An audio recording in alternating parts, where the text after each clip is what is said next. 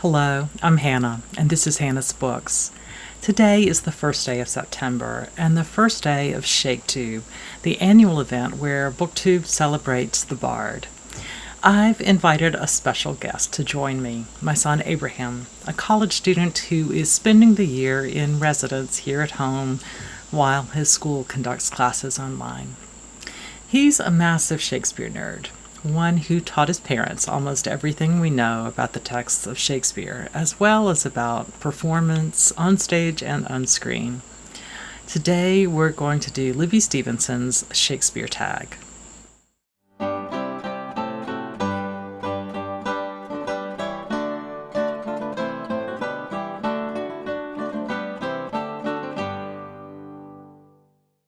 Welcome, Abe. I'm so glad you could join me today. Glad to be here. Ready to do the Shakespeare Tag? Absolutely. Okay. So the first question is, what was your first exposure to Shakespeare? I think my first really vivid memory of seeing a Shakespeare play must have been in kindergarten. Before going to a performance of Midsummer Night's Dream, we watched a film adaptation of Midsummer Night's Dream that had Rupert Everett and Stanley Tucci playing Puck. It's an amazing production, but since then I've always thought of it as the bicycle version, because there are bicycles, and that was a very big deal to 6-year-old me. Have you seen it since? Yeah, I even saw it last semester. I took a class called Staging Shakespeare, where we sort of talked about production history more than the analytical side of Shakespeare studies. And when we read Midsummer Night's Dream, we each got to choose a film adaptation to watch, and a bunch of my friends and I got together and we watched that one again. It really stood out to me. I mean, how the play within a play at the end of Midsummer Night's Dream, Pyramus and Thisbe, is put on by a bunch of bad actors, and there's a moment, though, when Thisbe is mourning Pyramus's death, that the actor sort of drops the rude mechanical character, and you see not an actor playing the role, but just the person speaking. And it's an incredibly beautiful and touching moment. Yeah. So how did you get into the performance of Shakespeare? Well, it might have been the next year or a year after that. A local homeschooler, it must have been in 9th grade, he was just starting high school, decided he wanted to put on a Shakespeare play and wanted to direct. So he brought all the young homeschoolers in the area together, and we did As You Like It. Kindergartners and first graders. Absolutely. And in our local community center, we put on As You Like It. I played Jaques, and that was my first experience ever doing Shakespeare. We did the music ourselves. I remember particularly well standing up from the picnic blanket we had on the ground to do the 7 Ages of Man's speech. And I had like grandmother's glasses with the lenses knocked out and a pillow stuffed under my vest so I would look older and mature. It was very cute. It was a great production. David and I knew almost nothing about Shakespeare before that. But Daniel, that high school student, really changed your life. Absolutely. It gave me the opportunity to fall in love with Shakespeare the way I have. So the next question is, which Shakespeare plays and poems have you read, and which have you seen, either on stage or film? I think I've read all of Shakespeare's works, except for Venus and Adonis, which I'm going to get to read this week, which will be a lot of fun. I've definitely seen the complete canon on stage. I made it a goal, it must have been in 9th or 10th grade, I realized I was getting close to having seen all of them, so I made it my goal to finish my complete canon before I went to college. We didn't quite make it, but Thanksgiving break of my freshman year, we went down to the American Shakespeare Center, which is an original performance conditions theater, beautiful wooden playhouse in Stanton, Virginia. Recreation of the Blackfriars. The Blackfriars, Shakespeare's indoor playhouse, as they always say, to see Henry VI Part 3, which was the last play in my canon, and I think the last in yours as well. Indeed. David did not finish that day. He still had Henry VIII to go, which I think he's still looking for, actually. Really? He saw a clip at the Maryland Ren Fair But it was just a little section. And we're not counting movie productions either. Just right, live this is all performances. on stage. Yeah. So you're a completist for works on stage. And that's pretty unusual for anybody, but especially for someone as young as you. What made it... It was really possible because of where we live. And DC is a hub of theater in the United States, but also a real powerhouse for Shakespeare. There's the Folger Shakespeare Library and Shakespeare Theater Company. There are a couple theaters in Baltimore, as well as the American Shakespeare Center. And all of them really commit to putting on amazing Shakespeare productions, but also to engaging students. And they're usually free tickets for students and programs and talkbacks with actors. And in high school, I was in a program to write about Shakespeare at the Shakespeare Theater Company, their teen critic program. It gave me the opportunity to just go see lots of plays. You had newspaper critics and... Yeah, journalists came in to talk with us and help us write, learn how to write about plays. And, yeah. So how long before you are a performance completist, either as an actor or director or It's going to take a while. I'm definitely, if we count scenes where I've only done one part of a play, I think I might be up to like 20 plays that I've worked on some part of in one of those various roles. I have a feeling it'll take a lifetime before I am able to work on every play. There are not many people who've made that. No. There are definitely a few actors who get there. I know John Harrell at the ASC has talked about that, but it's definitely, that would be pretty cool. So the next question is, do you have a favorite edition of the complete works? Absolutely. Many. When I was in 8th grade, I submitted a sonnet to the Folger Shakespeare Library sonnet competition, and the grand prize was a complete set of their individual play texts. And those have stayed with me ever since. They are light, they're paperbacks, so I can slip them in my pocket.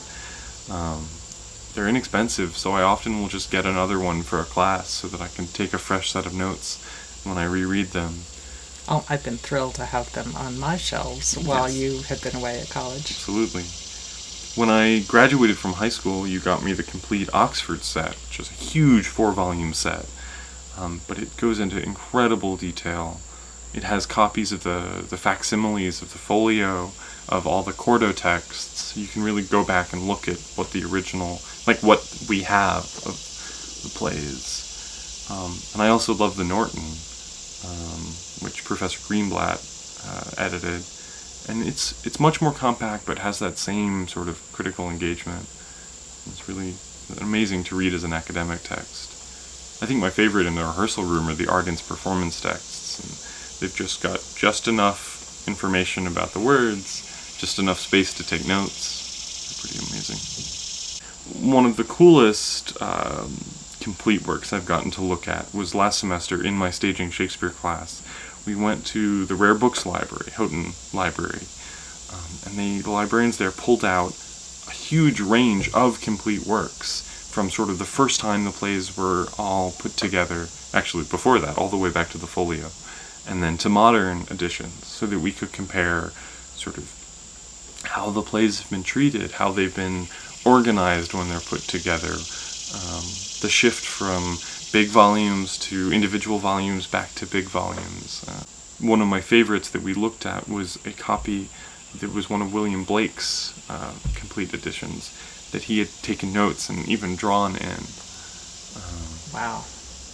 Yeah, and the first folio, there are a couple first folios at school, but the one they pulled out is the one they bring out for classes. So it's had a lot more reading because, we're allowed to touch it and read it and look through it. So the pages are incredibly soft just from being read and handled. It's a very cool tactile experience. That's amazing. Yeah. Had you seen one at the Folger Library before? Absolutely. They often have one in display in their sort of main hall, but I've never gotten to read one. They'll flip a page now and then. They may even flip a page every day. But it's getting to hold one is a different experience. Yeah. So the next questions are a series of favorite plays. Mm-hmm. The first is comedy. What's your favorite comedy?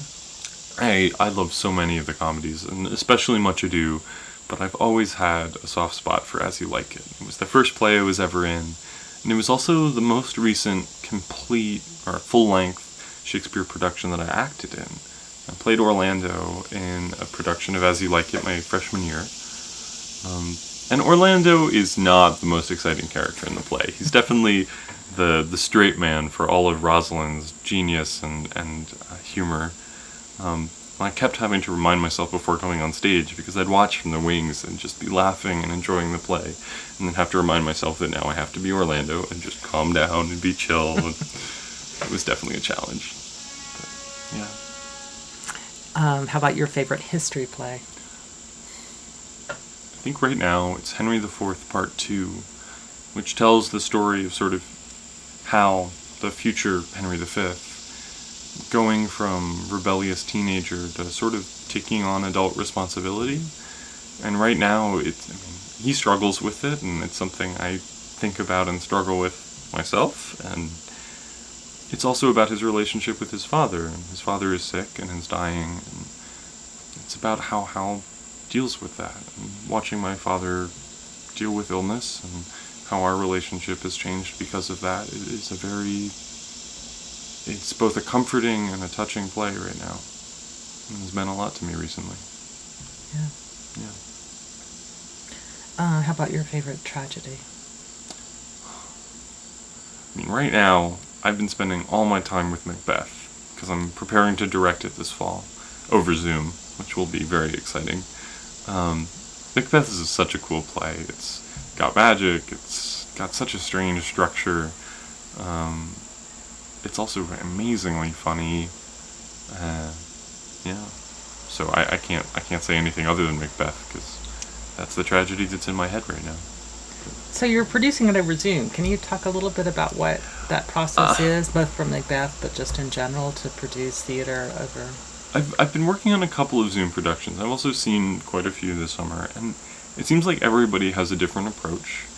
You want to reach out to the audience, so a lot of them have done sort of interactive things that I associate with original staging conditions, when the actors can actually see the audience.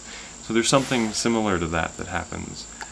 My big role has been cutting the plays down, because they are long, and watching a 2.5-hour production over Zoom, it's hard to stay focused, whereas if you're in a theater, the theater helps you focus in a way.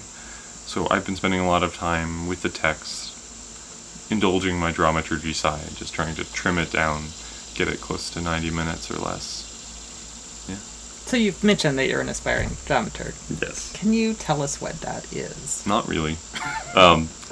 I took a dramaturgy class my sophomore year, and the thing that stood out to me the most from all the textbooks we read and all the sort of essays about dramaturgy was that American dramaturgs don't have a sense of what the field is. It's a very new thing in the U.S., and as much as it might be traditional in European theater, but I think there's a way in which the dramaturg is sort of the representative of the audience in the rehearsal room, but they're also, they have a chance to stand back and look at the production, not for many of the details of sound design, light design, or staging, and get to look at how it fits together as a whole. Dramaturgs often are people who love working with the text, and that's sort of why I got into it, loving to edit and know what the words mean, think about the dramatic structure of the whole play. But I think the biggest thing that dramaturgs do in the U.S. is work with playwrights, help them world build, help create really strong structures in plays, and do research for them. At least within Shakespeare dramaturgy, it always seems kind of like it's taking scholarship or academic work, Definitely, putting it into practice. Absolutely, and especially, I think we've seen really amazing examples of that kind of dramaturgy here in DC, watching people like Drew Lichtenberg lead conversations between academics and performers, and there's that opportunity to be the translator, the person with one foot in both worlds, which is very exciting for me. Yeah. So the next question is, what is your least favorite play? Julius Caesar. Absolutely. I've never fallen in love with that play, and I don't really know why, which is, it makes me feel a little guilty to be a Shakespeare nerd and not have a good reason why I don't love that play. It's got some amazing scenes. The ghost scene at the end when Brutus's servant plays music, and in that moment a ghost appears. It's an awesome scene, but I don't dig that play. So the next question is, which play would you want to direct? I think I talked a little bit about getting to work on individual scenes. One of the times that happened was at the Rare Books Library. The Shakespeare Club on campus was invited to stage a series of scenes in different rooms in the library, in all the different spaces of the library, right before it went into renovation and was closed down. And so I directed, in one of the upper reading rooms, a scene from Henry IV, Part 1. It's a scene where the sort of English rebels have gone to Wales to try to convince the Welsh to fight with them. And so this magician, sorcerer, military leader, Glendower, is arguing with Hotspur, the fiery English rebel. But Mortimer, one of the other Englishmen, has just married the daughter of Glendower, and Glendower's daughter, who's never named in the play, only speaks in Welsh, and Mortimer Jr. only speaks in English, and they really only can connect through music. And it was definitely a challenging scene for me to stage. I don't speak Welsh, and Shakespeare doesn't help. There is no Welsh in the play. It just says the lady speaks in Welsh. So working with two Welsh-speaking actors, we had to figure out how to sort of back translate from what Glendower, reveals of what's being said to each character as he translates and acts as a go-between, and how we could take that to, figure out what Welsh might fit. It was a pretty cool process. I love the scene, though. It includes music, transformative music and magic, and I would love to put it in context and get to work on the whole play. So which lesser-known play do you think deserves more attention? I think there's a whole set of Shakespeare plays that they so often get labeled the problem plays, or the romances, if we're being charitable. And that includes things like The Tempest, which is a very popular play, but also Cymbeline and Pericles and The Winter's Tale, which is, I can't say anything other than it is my favorite Shakespeare play. Mine too.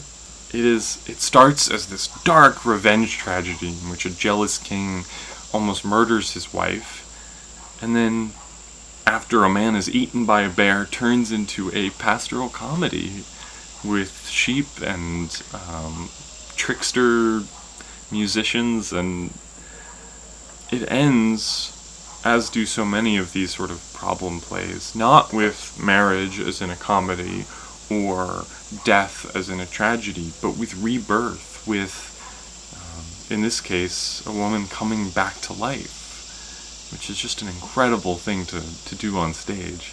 At the end of The Winter's Tale, Hermione, the queen, who we think is dead, and may be dead throughout the whole play, goes from being a statue, and then with music becomes a living queen. And so there is a sense in which Leontes and her relationship is reforged, and there is a remarriage at the end, and their children get married as well. But it's also a rebirth. And art becoming life. Absolutely.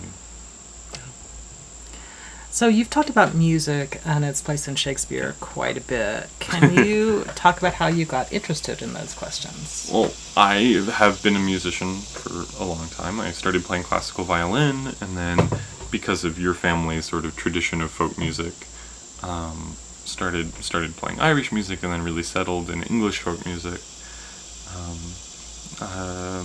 It's been hard playing English folk music and Morris dancing, not to make connections to the music that happens in Shakespeare.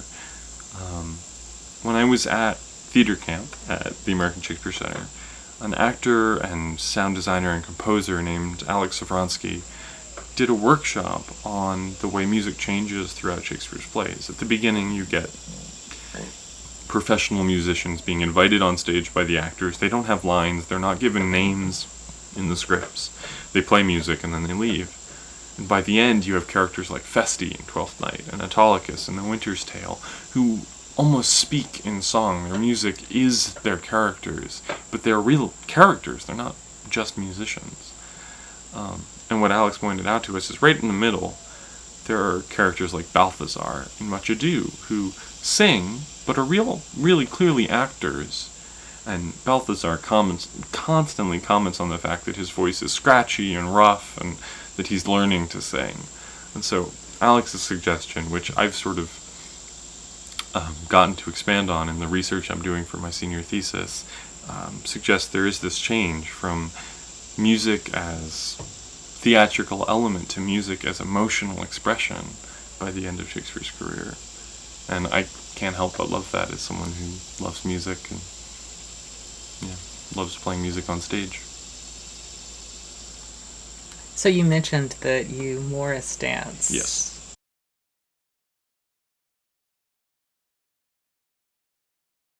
And Morris dancing definitely shows up in Shakespeare. Absolutely. I think it's Love's Labour's Lost has like a long scene of Morris dancing. Though when we were at the ASC, instead of doing that, despite the fact they had a real Morris dancer on stage, they invited the audience up and sort of dragged me into a circle dance. Yeah, you were sitting on stage in Yep. one of the gallant stools, and they pulled all of you up to dance. Yeah, it was pretty awesome. So the last question is, what is your favorite play to teach or perform? We've talked a bunch about my favorite plays on stage, but my favorite play in the classroom, I think, has to be Hamlet. I read it, I guess the first time I read it in class was my freshman year, my first semester. I took a class called Complexity in Works of Art, Hamlet and Ulysses, and we reread both books throughout the semester side by side. I got to talk about sort of the similarities in structure and also Stephen Dedalus' personal obsession with Shakespeare. But I've continued to read it in class after class with professor after professor, and I can't sit down and read Hamlet without totally transforming the way I think about it. And I can't talk about it in class or hear my friends talk about it without learning just incredible new things. And I can't imagine it's not a play that I will continue learning from and learning about throughout the rest of my life. Wonderful. Well, thank you so much for joining me here today. And thank you for having me. And thank you for joining me here today on Hannah's Books. See you soon.